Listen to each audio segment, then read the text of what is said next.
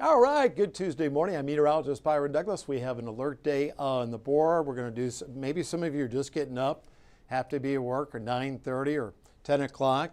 We do have the alert day on the board. This generally will go until 9:10 p.m. This is already our second round of lightning. We had some lightning in here in the pre-dawn hours. And I want to emphasize we're looking at all threat markers. I'm going to take this full so you can absorb it. And I'll say good morning to a few folks. If you have any rain reports, we do appreciate those, or any reports of any high winds or hail. These are invaluable. We appreciate all of them. So I want to thank you in advance for your cooperation. So there's a look at the alert day. We do have a minor flooding threat, along with some pea to marble size hail. And we'll take a look at some of the hail components in a moment. And as we look outdoors, we're just primarily seeing some rain. I'll take you up to the radar here in a moment. We'll make some stops on Doppler, but it's cutting into visibility a little bit on the riverfront. And generally the winds have been out of the west, and there's a look from our camera position here at 14 WFIE. Visibility has dropped. Now the Storm Prediction Center made an update here at 6:30, and they held with a level 1 isolated severe weather threat. They moved it a little farther to the north and west of Terre Haute, Bowling Green, down to about north of Nashville, down to about Portland, Tennessee, and down through Murray and Paducah in Kentucky, and down into about Paris, Tennessee, if you're doing any traveling there. So it's a level 1 threat, not expecting a big outbreak of severe weather. Of course, it only takes a storm or two to create some trouble. Here, look at the threat markers. Are all available. Again, the tornado threat is a 2% probability within 25 miles of where you're located. So it has all the probabilities, but it's an isolated tornado threat along with some damaging winds. Here's along the damaging wind potential. This is where the Storm Prediction Center made some changes. It generally was along US 41 and points to the east, but now includes our entire viewing area. In fact, some of the pilot reports, a lot of the turbulence in the atmosphere are just out to our west, across southeast Missouri and southern Illinois. A few bumps up there, up to about 30,000 feet. And we have some pretty good surface winds at 2,000 to 3,000 feet this morning, so enough wind shear to rotate these storms. Now, all the severe thunderstorm warnings as we take Doppler, I'll take this full here for a moment so you can see all the lightning. Evansville, Vanderburgh County, down across the Twin Bridges. Look at all the electricity in the air. This is November, but almost kind of an April feel to the pattern. Your second round of lightning up in Dale, and you get up into St. Henry, up to about Perry Central, Bristol, Branchville there, some lightning there, and down through about Shawneetown, a lot of lightning down towards Vienna, Illinois. And this is part along this warm front. Lesser amounts across western Kentucky points to the south because the warm front's already pushed through your area, so you have some warmer air aloft there. So the heaviest rates of rainfall, Evansville, Vanderburgh County, Henderson, Newburgh, Warwick County, Newburgh, south of Boonville, up to about Yankeetown. Now I removed the rain and just showing the velocity. So the green is heading to the inbound to the radar up in Owensville. Red is outbound. So I don't see any circulation or tight couplets or anything like that. We'll keep an eye on areas to our west. And earlier we had storm growth up to about 15,000 feet. And you only need about 9 to 10 to see some lightning today because we have some cold air aloft as we go through the atmosphere. Even at 2,000 to 3,000 feet, the winds are southwesterly about 50 miles an hour. So Newburgh, Spotsville. Again, I want to make as many stops on Doppler because you're away from your TV. You're on your 14 First Alert weather app. You may be getting ready to head out the door. And this is showing some pea to marble size hail. Hasn't supported a severe thunderstorm warning, and a lot of the rain here I hear at 14 WFIE on the west side of Evansville. It's basically downdraft driven here. So we'll make a few additional stops, Morganfield into Point Township, Uniontown, and then as we go through Evansville, and then we'll widen it out. Owensboro, Davis County had a question this morning. Owensboro, Davis County, Washington, Davies County, up in Washington, Indiana. That generally includes, we do have viewers there in Washington. Generally, that's the responsibility of Terre Haute, but somebody asked to explain the difference, and so I'm doing just that. Right now we're at 49, and Madisonville, which I'll highlight in a moment. So the warm front's not through our area. So where you're seeing the warm and colder air, that's where the storms are firing. 61 in Madisonville and a 62 in Greenville. You guys are storm free. So the storms are kind of collecting along the warm front, 49 in Oakland City. So we have definitely some contrasting temperatures. That warm front's to about Dundee in northern stretches of Ohio County. So as we go hour by hour, virtually everybody is going to see rain today. Then we'll take a break. Even at lunchtime, don't be surprised along these warm fronts you see sunshine for an hour or two. And then clouds will envelop the area. And then some storms, 4, 5, 6, up until about 10 p.m. And we'll go to the latest timeline. This takes us up until 10. I'm going to show you two of the in-house models that we use. I believe this is the graph that I'm using right now. So at 1 o'clock, little break in the action. The front's not, it's basically a mid-level trough, about 10 to 15,000 feet that's going to just tug on the atmosphere a bit. Let's see what happens here at 4. And then you get some storms going in here, not showing a lot here at 7, 8 o'clock. And then watching a few storms across western Kentucky. All right, here's the latest guidance showing a little more active as we go through the remainder of the day. So some showers in here. At lunchtime, some showers and storms, and there were winds pivot out of the northwest.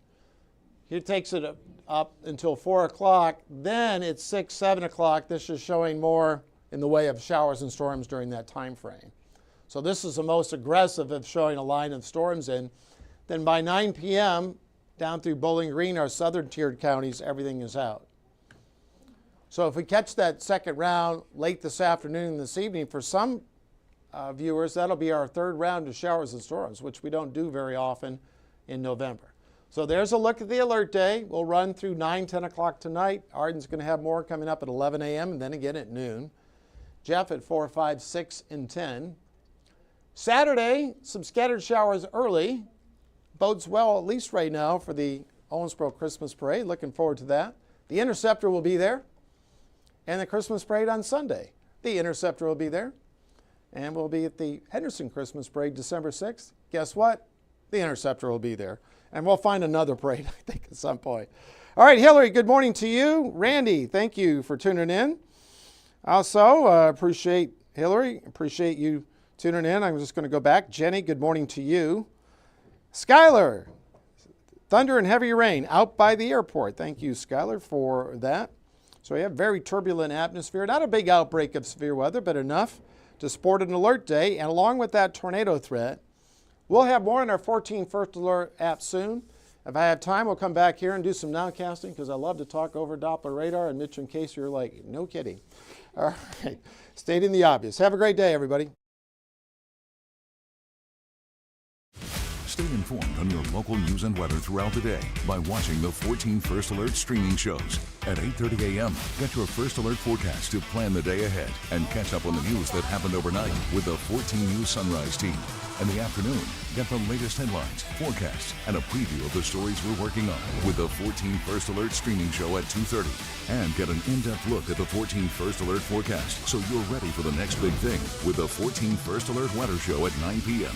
Watch the 14 First Alert streaming show that fits your schedule and works best for you. Streaming on your phone by downloading the 14 News app and the 14 First Alert weather app. On your smart TV by using the 14 News streaming app. And stream anytime on Facebook, YouTube, or on 14news.com. Stay connected and stay informed by watching the 14 First Alert streaming shows on your favorite streaming devices.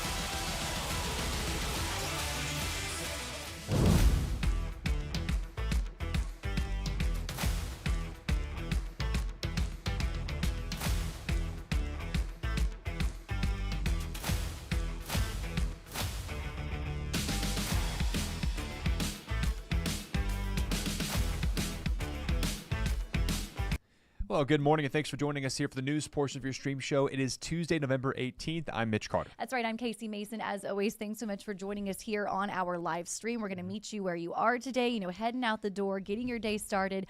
Of course, that's why we have Byron Douglas kicking things off with the latest in your forecast. We are on alert today, Mitch Carter. We are. And as you mentioned there, some strong storms in the tri-state. Now's a good time to remind you here. We've got that 14 First Alert weather app we have on our app store there. It's always free to download. We've got a QR code that we air in the mornings, but of course, you can always search for 14 First Alert in your app store. Important note there, Byron, Jeff, Arden, and Michael do a great job keeping that updated there. There's a radar on there as well as kind of that 7-day forecast you just saw for those who tuned in for Byron's portion there. Great way to stay informed for this alert day and any subsequent ones in the future. Yeah, definitely a useful tool to just have in your back pocket. Literally, highly advise you go ahead and download that and keep you up to date today. Of course, we're going to switch gears now. A couple updates to let you know about. This one on a major traffic alert in Evansville. We've been following this for a while now. Sewer crews say that they hope to have some traffic restored there on Riverside Drive by, get this, Friday. That's right, the road was fully closed back in April at Chestnut Street after a massive sinkhole opened up 2 months prior. Now, no word on when work is going to wrap up there. Of course, we're going to be sure to keep you updated, though. Yeah, definitely been an ongoing story there on Riverside, that massive sinkhole there. And kind of speaking of roadways here, shifting gears now, the Owensboro Street Department working on their annual war on potholes. Over the last 2 weeks, people there have reported where the major potholes are at in the city, and now for the next 2 weeks, crews will be going through that list submitted by viewers there and working on repairing those streets. City officials say their goal is to have every pothole in the city patched as quick as possible, of course, before the cold weather comes, doing more damage to the roads. And crew members say the public really looks forward to this initiative each and every year. I think they like to see action being done. You and I, we drive over these things and they're just annoying. And if we can fix it and make a difference, then that makes a big deal in the eyes of the public, and we're here to help. You can, of course, still report potholes to Owensboro City Action. We've got all the information for you right now online at 14news.com. Yeah, that's right. They're not quite done yet, so you No, still have time a lot to of work to submit do. for that. Definitely. All right, we like to always, end things on a lighter note for you here on your Tuesday. So looking ahead, this next story here, kind of cool. Next year is going to mark 80 years since Holiday World first opened up in Spencer County. Hard to believe, 80 years there. Well, now park leaders, they need your help, to celebrate that. Now through December 15th, the park is hosting an art contest for their 2026 souvenir cups that are sold there at the park. Now, if you win, you'll be notified by December 19th. Officials say that each winner is going to get 2 season passes for next year's season. You can find everything you need to know about that contest right now over on 14news.com. There you go. And, of course, tomorrow we're starting something kind of different here. Just a heads up, this morning Byron started off our streamcast, which we'll normally do here. But starting tomorrow, we're going to switch things around where the news portion will kick things off first, followed by Byron, of course, barring an alert day like today where Byron would start first to get you guys what you have to know as far as weather goes. But tomorrow and Thursday, I'll be by myself because Casey's doing something kind of cool going on. You want to share? Yes. Oh, thought you never asked. Okay. Of course, I'll talk about it. Yes. I hate to leave you guys tomorrow Okay. and Thursday as well. But if you miss me on 14 News Sunrise, I promise I'm not slacking off. I'm actually working hard, heading down to Nashville, Tennessee. Going to cover this year's Country Music Awards. This will be my 9th or 10th year on the red carpet down there. long time. Really looking forward to it. I have to get you down there on that red carpet, Mitch Carter. I know. He's like, I don't know if I'm a country That's all music you. fan. That's all you.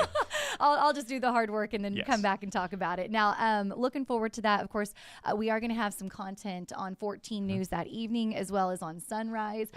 So while, you guys are tuning in, you'll, if you're a country music fan, great. If not, just some fun content for you guys. Hope to do some coverage down there, have a good time in Nashville, Tennessee from this year's CMA Awards. Should be So, fun. Yeah. And then, so like I said, looking ahead to tomorrow here, of course, you got another stream show coming up at 2:30 today with Jamie and Rob. And then, they'll already be starting this. I guess today's an alert day, though, maybe not. But normally speaking, Yeah. news will kick things off first, Let's followed keep you by guys Byron. guessing. Yeah, absolutely. Whatever keeps the people entertained. Right now, though, for those joining us, good morning. Appreciate you all talking about the rain you've seen out there, the thunder. Of course, we are, as Byron talked about, kind of in the thick of it right now, looking ahead to more severe threats, sort of lower threats this afternoon into the evening. So keep an eye on that here. And, of course, we'll keep you updated on that 14 First Alert app, as well as right here on 14 News. No worries. That's what we do here. We keep you guys up to date. We got lots of different outlets, this one included. So you guys just stay tuned in from whether it's on air, online, or on those apps. We will let you know everything you need to know about this alert day. As for the news portion of this show, Mitch Carter, let's get on out of here. I think we're good. Right now, it's 8:44 on your Tuesday morning. For those joining us once again, thank you. We will see you back here bright and early tomorrow. That's right.